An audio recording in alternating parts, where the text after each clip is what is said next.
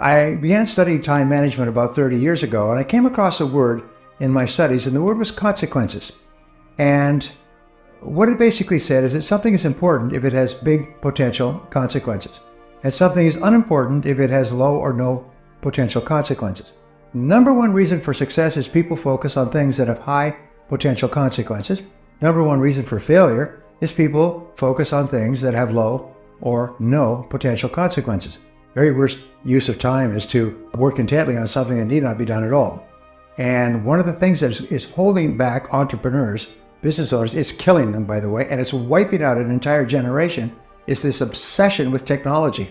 I see people that are walking with their phone. It's almost like drug addicts that are mainline. They cannot stop staring at their screen. They cannot stop pushing their buttons. The fact is that this obsession with looking at the screen and staying connected is killing people, because it stops them from focusing. You cannot focus if you are distracted like an attention deficit disorder dog. So you're constantly ringing and responding to bells, almost like a crazy person in a toy factory. What do most people do in the morning? Most people in the morning, they turn on their computers and they check their email for a few hours. And they turn up their bell, so it goes ding, ding, ding, ding, and they're like attention deficit disorder. By the end of 2 or 3 hours, the brain is so flooded with dopamine that they're incapable of concentrating on anything. And so technological distraction today is killing you. It's destroying your hopes for your future. It's keeping you busy, and at the end of the day, you've accomplished nothing and you're exhausted.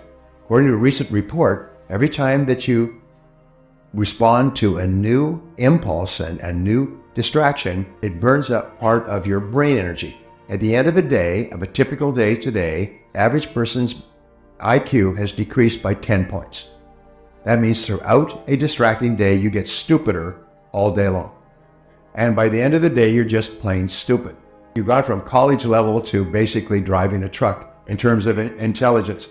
And this is really serious. There's some very in-depth scientific articles on this. Some try to say it's a good thing because it stimulates your mind.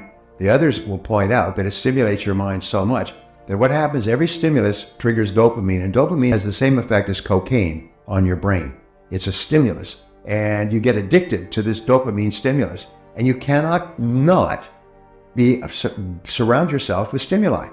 You cannot not watch your computer. I mean, many people get up in the middle of the night and go and check their computer to see if there's any email, any spam. Then they go back to bed, they can't sleep. Do you know what the average business owner today spends only 11% of their time in marketing and sales?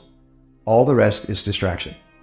And they don't even realize it until somebody follows them around with a camera and a stopwatch. The average business owner today is so distracted that they're distracted away from what they do. So I'll give you a very simple way to double your income, increase the size of your business, become eventually wealthy, live in a big house, big car, and retire to Switzerland. Here it is. It's when you start in the morning, leave things off. Don't check your computer or your iPhone or your anything else. There's nothing there that's important. A friend of mine in New York wrote a book 2 years ago, Don't Check Your Email in the Morning. And then she just goes on to explain why checking your email in the morning starts the addictive process. And then you're addicted all day long. You just can't get out of it. It's like an alcoholic or a drug addict that takes a drink and they can't stop drinking. You take a shot, you can't stop. So don't turn it on, leave it on. And the rule for success today is leave things off. Leave things off.